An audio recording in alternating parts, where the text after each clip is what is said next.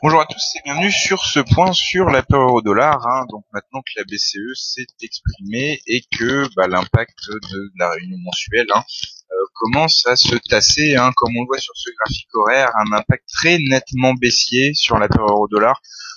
Plus de 150 pips de baisse suite à l'intervention de Mario Draghi.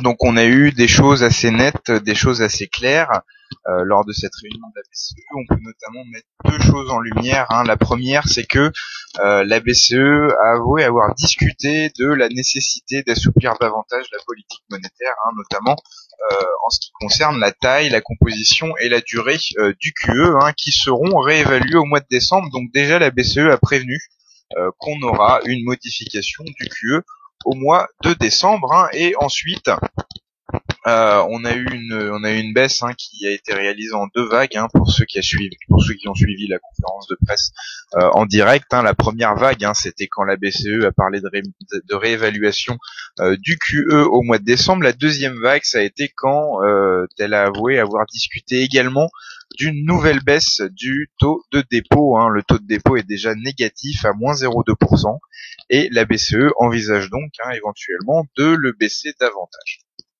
Voilà pour la réunion de la BCE, et voilà pour l'explication de pourquoi elle a été si influente. On était donc au-dessus des 1,13 avant la réunion de la BCE. On est passé sous les 1,13, nettement sous les 1,13. On a cassé plusieurs seuils importants. Et là, ce soir, en fin de séance européenne, on arrive sur le seuil psychologique des 1,1150.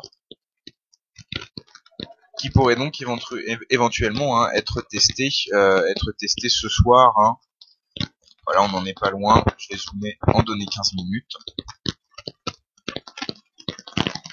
Voilà, on voit de façon plus détaillée la baisse de l'euro-dollar. On voit bien qu'on a essayé de stopper la hausse déjà à partir des 1,1150. On est remonté jusqu'à 1,1185. Et là, on repart à la baisse sur les 1,1150. Donc, il n'est pas exclu qu'on ait une nouvelle vague de baisse en cette fin d'après-midi.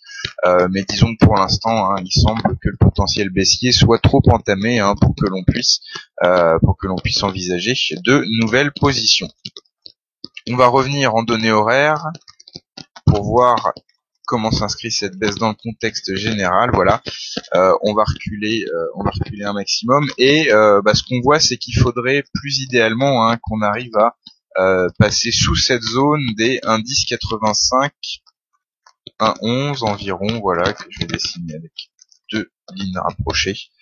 Faudrait qu'on passe sous cette zone pour qu'on retrouve un profil plus nettement baissier sur des horizons de temps un peu plus longs que le court terme. Donc là, on a clairement la réunion de la BCE qui a affaibli l'euro, mais il y a encore des étapes techniques à franchir avant qu'on puisse vraiment durablement miser sur la baisse. Donc voilà, disons que on est sorti d'un range pour rentrer dans un autre plus large. Par le bas, donc c'est une bonne nouvelle pour les baissiers, mais il y a encore bien sûr des confirmations à attendre. Donc voilà, donc là on est sur le support des 1,1150, sous les 1,1150, la prochaine zone importante sera la zone des 1,1085, 1,11.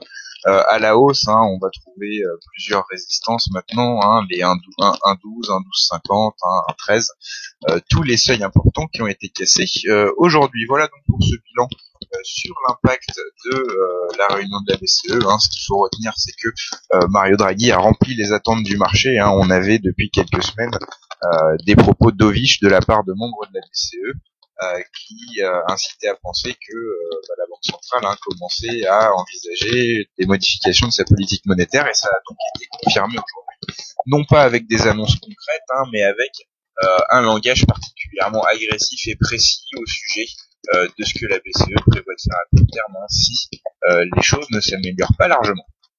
Je vous souhaite à tous une très bonne soirée, et je vous donne rendez-vous très bientôt pour un autre point sur l'évolution de l'euro-dollar.